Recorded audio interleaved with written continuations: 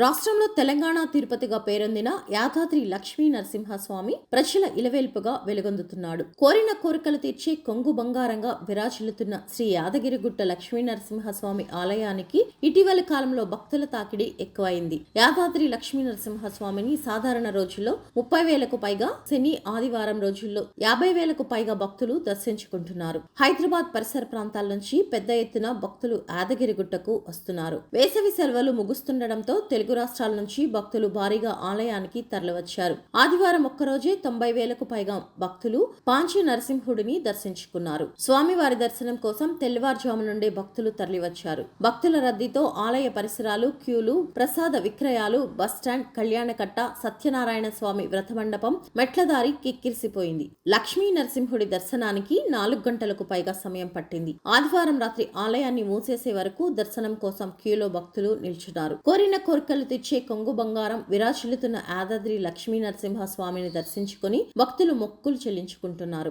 భక్తులు లడ్డు, పులిహోరను మహాప్రసాదంగా భావిస్తుంటారు. ఈ ప్రసాదాలను ఇంటికి తీసుకువెళ్లి కుటుంబ సభ్యులకు పంపిణీ చేస్తుంటారు.